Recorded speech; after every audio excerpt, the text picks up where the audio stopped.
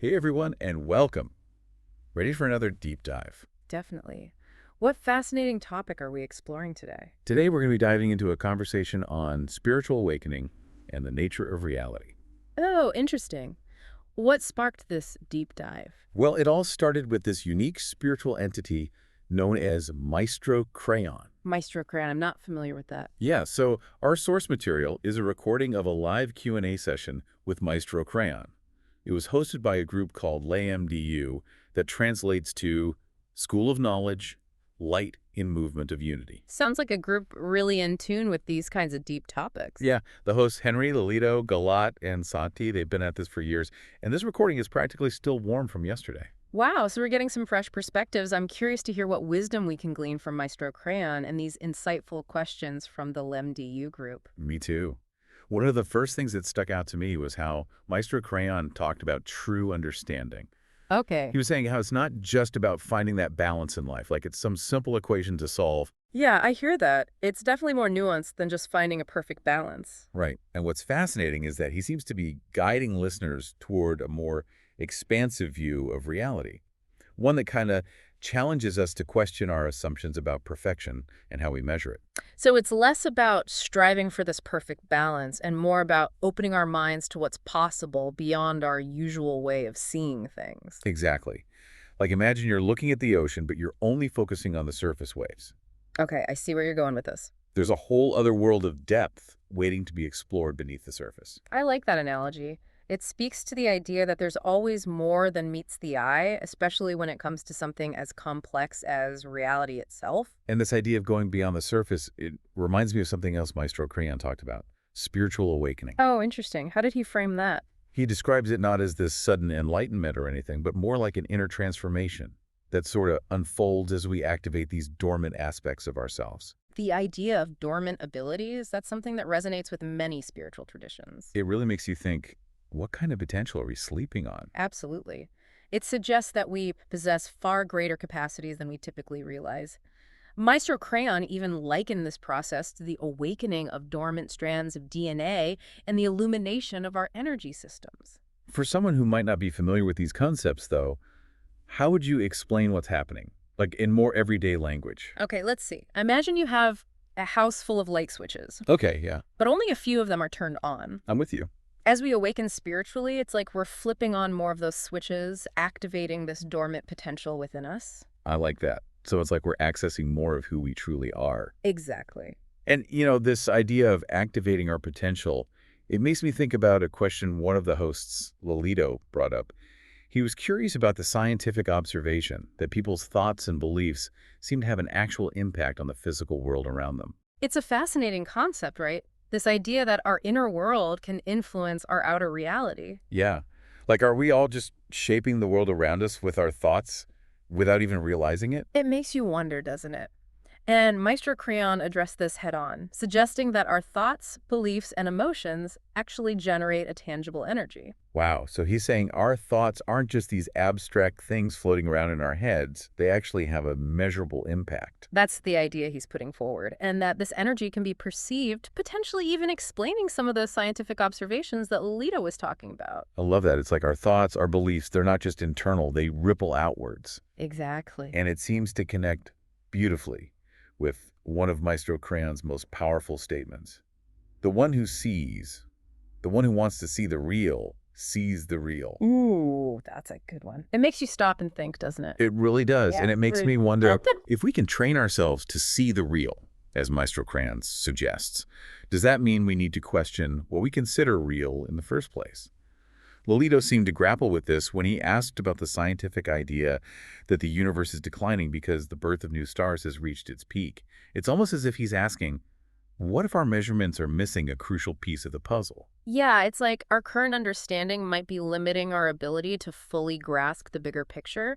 And what's interesting is that Maestro Crayon kind of cautioned against relying solely on external measurements like that, Okay. especially scientific ones. He's suggesting that these measurements can sometimes be limited in capturing the true nature of reality. So are we missing out on some fundamental truth because we're so focused on quantifying everything? It's a possibility, right? Maestro Crayon seemed to encourage listeners to trust the wisdom of their hearts, kind of hinting at a universe far vaster and more mysterious than we often perceive. That makes me think about something else.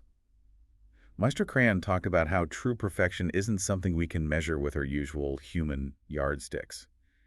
Remember when Galat, one of the hosts, was talking about that sense of things needing to be just right? Yeah, I remember that. It felt like Maestro Kryon was pointing towards something beyond that need for balance. Definitely.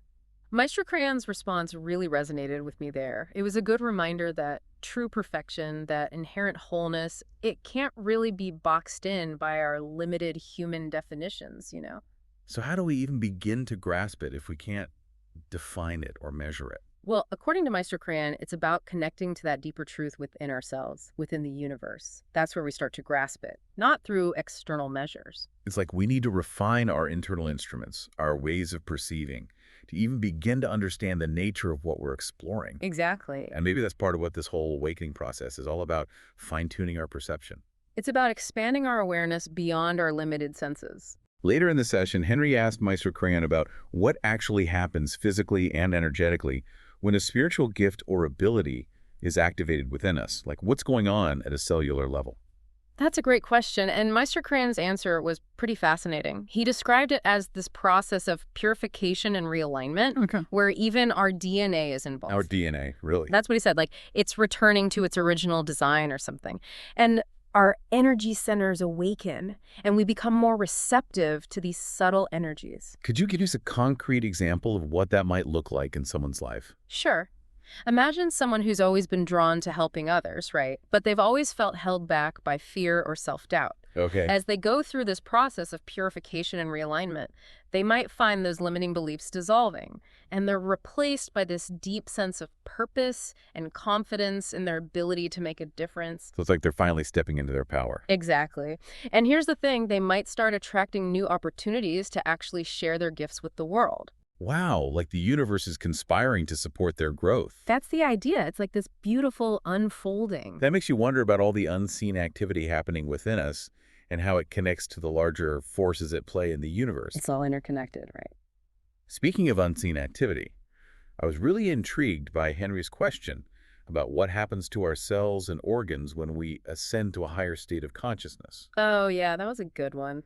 It's something a lot of people wonder about, but we rarely hear it addressed directly. Exactly. It's like what happens to our physical bodies on this spiritual journey.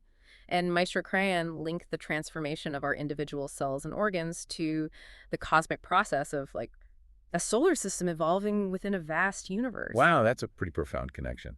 He's saying our internal world mirrors the cosmos. Yeah. It highlights this interconnectedness of it all. It's a beautiful way to think about it. Definitely. As we advance spiritually, our inner microcosm mirrors that larger macrocosmic evolution. This concept of a microcosm reflecting the macrocosm is incredibly profound. It's like the same principles governing the universe are at work within each of us. It's a powerful reminder that we are all connected to something much greater than ourselves. Now, if we're talking about ascension and higher states of consciousness, we can't forget Henry's question about those immediate moments after the soul leaves the physical body.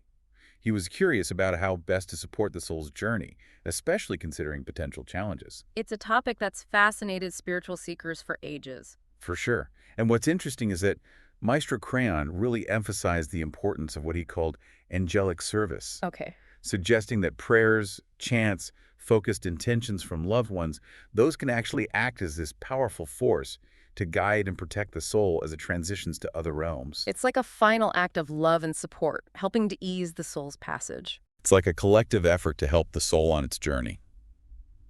You know, speaking of seeking assistance, Lolito's question about petitioning a higher power or the universe really struck a chord with me. It seems like such a natural human impulse, to ask for help when we need it. Totally. We've all been there. And I appreciate how Maestro Kryon acknowledged the power of prayer, of asking for guidance. Right. He didn't dismiss it as some naive practice or anything. Not at all. But he did highlight this subtle but crucial distinction. What was that? He cautioned against letting our request be driven by a sense of lack or insufficiency, encouraging us to connect with that inherent grace and abundance within ourselves first. Like, Recognize our own wholeness before asking for something outside of ourselves. So it's almost like by recognizing that inherent wholeness within, we become this clearer channel for receiving that guidance and support from the universe. Like we're aligning ourselves with that flow of abundance rather than resisting it from a place of lack. Precisely. And that shift in perspective, it can make all the difference. It's huge. It changes everything about how we approach not just prayer, but life itself. It's amazing how all of these threads weave together. And speaking of threads, there's one more question from Lolito that I found particularly relevant to our modern world. He was asking about this thing called psychotronic power, basically the idea that our minds can directly influence the physical world, even from a distance. Oh, wow. That's getting into some really interesting territory. Right. And he even mentioned this book he'd read about these experiments where people could generate like beams of light just with their minds. Wait, really? Beams of light they could actually measure? Yeah, beams of light that were detectable by scientific instruments. That's wild. What did Maestro Kryon say about that? Okay, so get this. In these experiments, whenever there were skeptical people present, the beams of light were weaker, or they didn't even appear at all. So it's like their doubt somehow interfered with the process. That's what it seems like. And it makes you wonder about the power of belief, right? If we're constantly surrounded by that kind of skepticism or doubt, does that limit our own potential to influence the world in this way? It's a really profound question, and I'm curious to hear how Maestro Kryon addressed it. Maestro Cran's response was really insightful. He basically said that needing that external validation, like needing to convince others, it actually reflects a lack of inner knowing. A disconnect from that innate power within. Exactly. So it's not just about believing in something outside of ourselves, but recognizing and trusting that wellspring of creative potential we each have within. We have to own that power, not look for others to validate it. Yes. And he emphasized that this isn't about blind faith either. It's about aligning with the truth of who we are at our core, beings of love and immense creative potential. It's a beautiful message. We are inherently powerful beings. It really is. And, it seems like a fitting theme for Maestro Cran's closing message, too. He offered this powerful call to embrace self-love as the most potent force for transformation and awakening. It all comes back to self-love, doesn't it? That's where the real journey begins. It's an invitation to explore those hidden depths within ourselves, to connect with that wellspring of wisdom that resides in each of us, just waiting to be awakened. So what does this all mean for you, our listener? What resonated with you most from this deep dive into Maestro Crayon's wisdom? We talked about a lot today, the idea that we might possess abilities beyond what we've been led to believe, that our thoughts and beliefs could have a tangible impact on the world around us, even the power of self-love in unlocking our true potential. It's a lot to ponder. If our thoughts can indeed shape reality, what kind of reality are you unknowingly creating with your own thoughts and beliefs? That's something to reflect on as you continue your own journey of exploration and discovery. Until next time, keep asking those big questions, and most importantly, keep diving deep.